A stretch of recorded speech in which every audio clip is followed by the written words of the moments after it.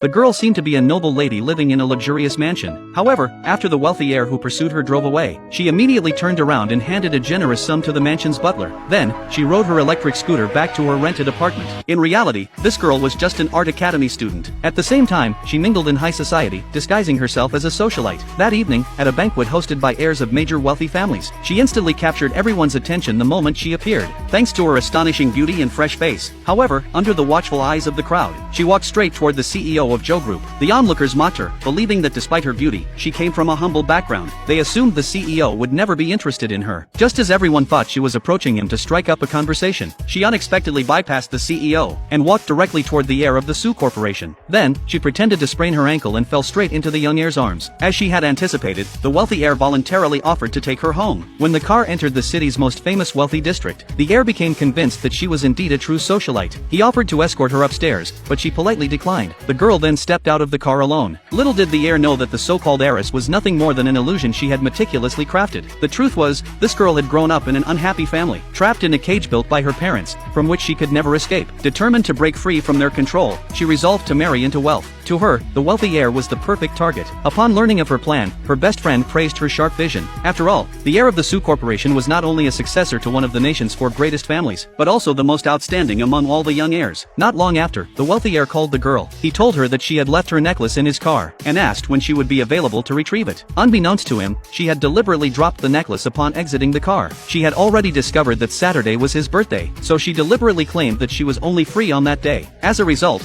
she naturally received an invitation to his birthday banquet. As the heir's close friend, the CEO was also present. When the wealthy heir returned the necklace to her, she appeared to struggle for a long time but was unable to fasten it properly. Thus, the wealthy heir took the initiative to put it on for her. Seeing the intimate interaction between them, the CEO revealed a look of disdain. He believed the girl was deliberately putting on an act, trying to seduce the wealthy heir. At that moment, the girl took out a carefully prepared gift for him. Suddenly, a gold-digging woman seeking to marry into wealth appeared. As a result, the girl was pushed toward the CEO. Although she immediately stood up and repeatedly apologized to him, he still looked at her with disgust and pushed her away. He harshly accused her of attempting to get close to him after seducing his friend. Even though she insisted it was an accident, the CEO showed her no kindness. Just then, the wealthy heir's younger sister arrived at the banquet. Upon seeing her, the girl was stunned.